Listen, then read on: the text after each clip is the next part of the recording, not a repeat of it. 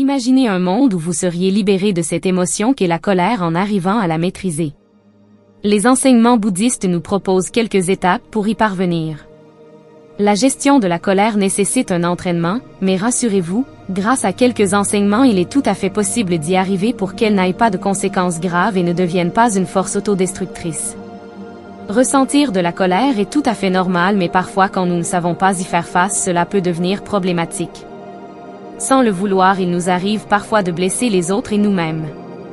Il est important de ne pas oublier que parfois se mettre en colère peut avoir des conséquences irréversibles. Aujourd'hui, je vais vous donner quelques astuces pour apprendre à maîtriser cette colère et reprendre le contrôle de votre vie. La première étape est l'acceptation. Tout d'abord, la meilleure façon d'apprendre à maîtriser cette colère est de l'accepter, de la ressentir.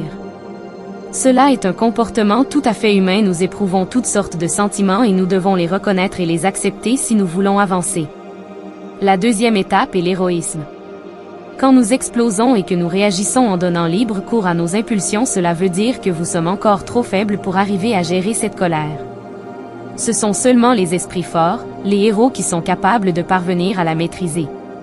On doit savoir que si nous donnons libre cours à cette colère, nous créons de nouveaux problèmes. C'est pourquoi l'héroïsme consiste à ne pas réagir immédiatement, mais à faire preuve de patience en choisissant d'agir intelligemment, de prendre le temps de réfléchir et d'attendre avant de réagir face à celle-ci.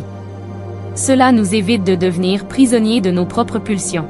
La troisième étape est le réalisme. La colère est un sentiment qui nous met en danger et menace à la fois notre santé physique et mentale. Ce n'est pas un allié, mais c'est tout le contraire. Nous avons fréquemment l'illusion qu'en se laissant aller, en explosant instantanément nous allons nous réaffirmer, mais cela est faux. Nous ne devons pas nous laisser avoir par cette illusion, car c'est cette colère elle-même qui nous pousse à amplifier la situation. Posez-vous la question, est-ce que la personne ou la situation nous cause réellement un tel mal? Est-ce qu'avoir un comportement autodestructeur nous conduit à trouver une solution? La quatrième étape pour gérer cette colère est l'auto-observation. L'auto-observation est un outil indispensable pour nous aider à gérer cette colère. Avant d'agir, arrêtons-nous un instant afin de comprendre et d'analyser ce qui se passe dans notre corps, comment nos muscles sont tendus, comment est notre respiration. Explorons les idées qui nous traversent l'esprit, évitons de penser à cette personne ou à cette situation qui nous rend mal. La cinquième étape consiste à apprendre de l'ennemi. Il faut en prendre soin, le protéger ou encore le préserver, ce qui peut sembler contradictoire sur le coup, mais c'est en fait une manière compatissante et intelligente de gérer sa colère. Nous devons parfois céder. Penser que nous détenons la vérité et que les autres doivent être d'accord avec nous n'est pas une solution. La sixième étape, c'est de se souvenir de la mort.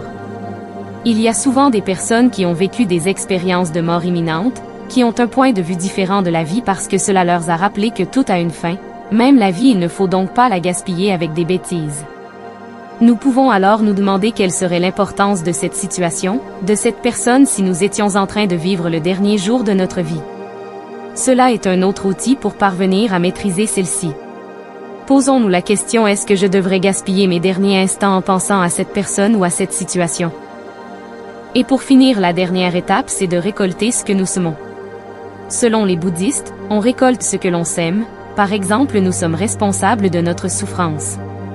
Il est donc important de faire attention à notre façon d'agir, de faire passer notre bien-être en premier et de prendre conscience des conséquences que cela peut engendrer. Ce que nous ne pouvons pas faire dans un état de colère, mais que nous arriverons à faire si l'on se donne du temps et de l'espace pour réfléchir. Nous avons sous la main tous les conseils nécessaires pour arriver à gérer notre colère. Elles sont là pour nous rappeler qu'agir instantanément et de façon impulsive entraîne également des conséquences négatives. Notre esprit doit diriger les actions et pas nos impulsions. J'espère que ces enseignements vous aideront à apprendre à maîtriser votre colère et arriveront à vous faire voir la vie différemment.